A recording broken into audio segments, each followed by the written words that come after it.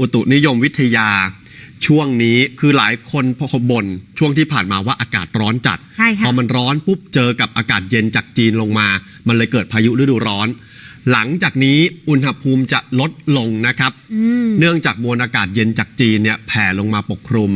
เว้นภาคเหนือที่ยังคงมีความร้อนในตอนกลางวันอยู่และภาคเหนือจะยังมีฝนฟ้าคะนองและลมกระโชกแรง